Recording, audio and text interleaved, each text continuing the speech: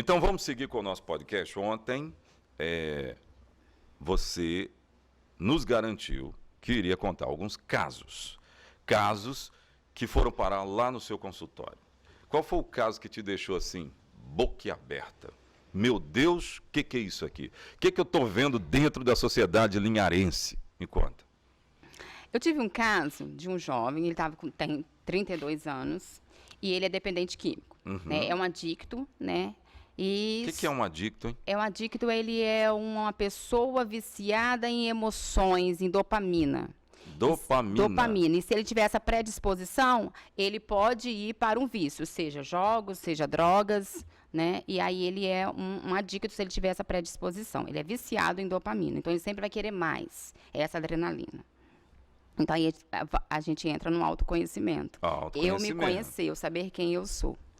E aí eu recebi esse jovem, ele tem 32 anos, e ele estava no quadro já alucinótico. Então, assim, ele já estava no nível de drogas pesadas, né? E ele estava tendo alucinações. E a fala dele me assustou. Por quê? Hoje ele vive com a mãe, não vive com o pai mais, os pais são separados. E ele falou uma frase assim, Simone, eu uso drogas porque eu não quero ser quem eu sou. E aí eu perguntei, quem é você? Ele via na droga um refúgio. Um refúgio, isso.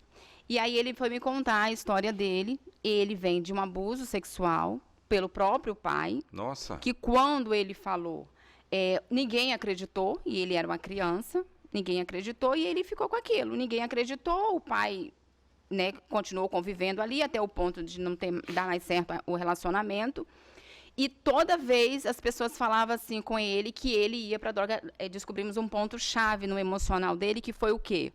Você é igual ao seu pai. Nossa, como você parece com seu pai.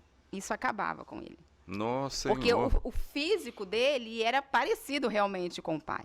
E alguns traços que ele tinha de comportamento também era parecido com o pai. Pesou para ele se parecer com o pai e ele lembrar dos abusos. Dos abusos. E aí, difícil, hein, doutora? Muito. E aí ele falava assim, eu não quero ser aquele homem. Porque eu odeio ele, eu tenho raiva dele e eu tenho vontade de matá-lo. Para aí, vontade de matá-lo, que isso? Gente, olha, São Times é o sindicato que representa a categoria do Polo Moveleiro, os trabalhadores do Polo Moveleiro. Esse sindicato fica na Rua da Conceição. Visite, principalmente quem ainda não recebeu aquela grana lá da Movelar, da antiga Movelar. Então, é lá nesse sindicato. Vá lá, faça uma visita então. Que caso é esse, hein? Que caso é esse? Sim, e aí ele falou isso, e aí eu peguei e falei assim com ele, e você usa as drogas por quê? Porque quando eu uso as drogas, eu consigo fugir. Então, eu consigo ser outra pessoa. Meio que esquecer que ele se parece com o pai dele. Com o pai. Então, esse foi um dos casos que mexeu muito comigo, né? Eu orientei a ele procurar ajuda, que ele precisava passar por internação, outros profissionais, né? Para poder auxiliar. E ele se internou? Ele não se internou ainda. Ainda não? Não se internou ainda. Tá por aí esse jovem. Isso, tá por aí esse jovem aí, com esse desejo no coração. Meu Deus. Né?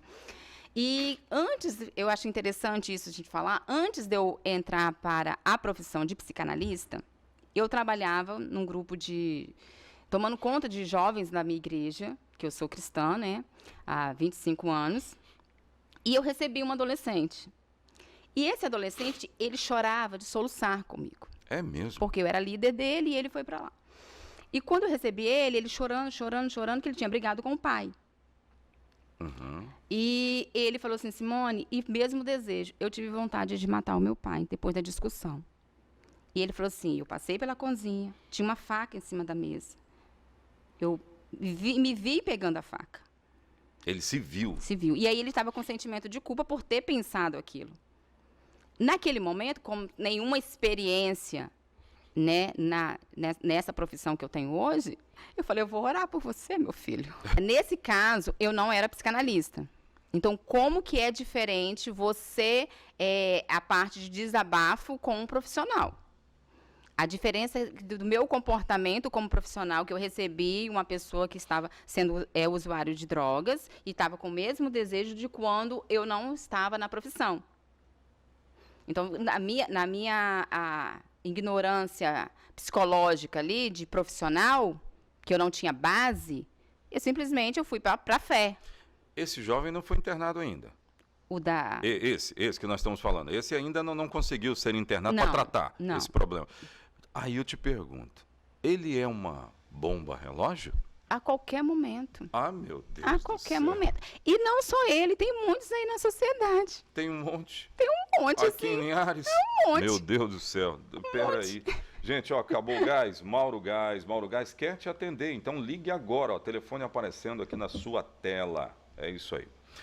Vamos voltar amanhã falando um pouco mais desse monte de bomba relógio que nós temos aqui em Linhares. E eu quero, para fechar a nossa participação aqui, falar sobre o projeto do bairro Interlagos. Para tratar um pouco dessas bombas relógio. Para desarmar um pouco. Pode ser? Pode, claro. Então tá bom. Não perca o nosso Ronda Podcast.